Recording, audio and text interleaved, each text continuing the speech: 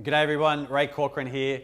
In this video, we're going to be talking about optimizing your website for lead generation. So like I've said in one of my other videos in the past, is that your website is the center of your world. It's the only place where you control all the variables. And it's really important that we optimize that to capture as many potential customers as possible. And there's a few sort of key ways you can do that.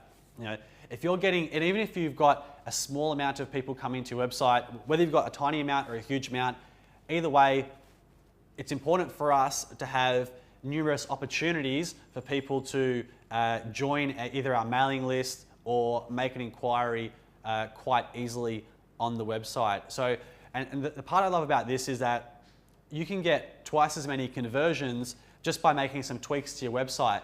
If you try to get twice as much traffic, it could cost you tons more money or tons more effort.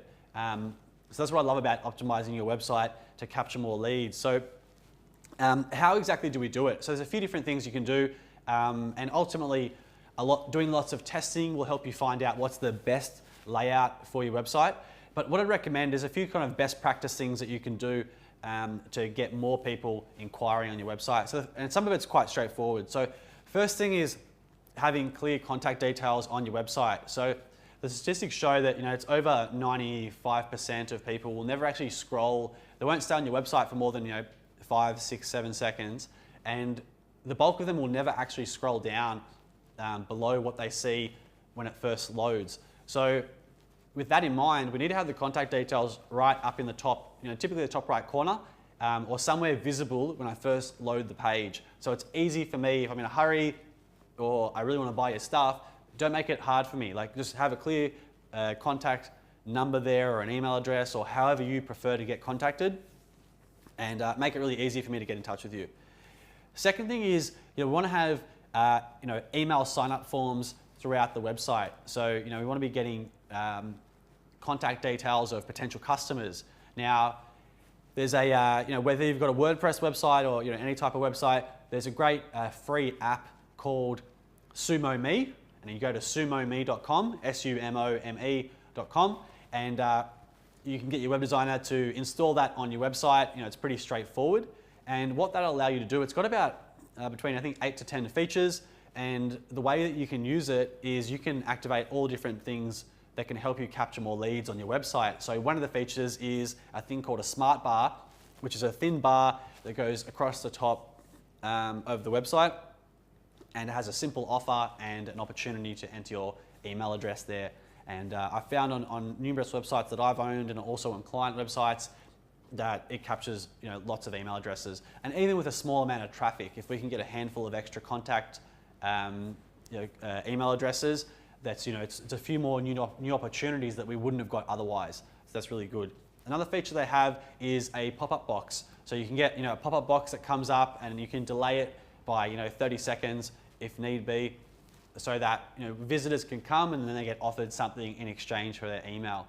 Now, a lot of people have a reservation about doing this because they are worried that they'll piss off their visitors and they don't like the pop-up box themselves, and that's totally fine.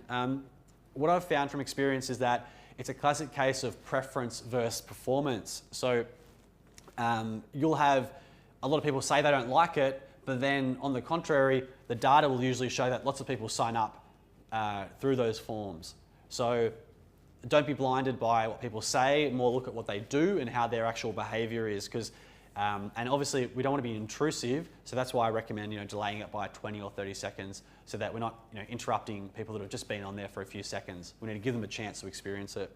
So keep that in mind, and you want to have multiple usually I'd recommend having a sign up, some sort of sign up bar, maybe in the footer, on the About Us page, which is usually the second most visited page on most websites.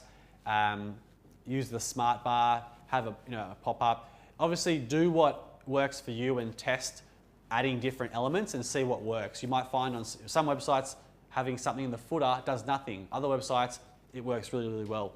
But it's more about having multiple entry points to your database rather than having one sign-up form in some obscure place that nobody's ever going to see.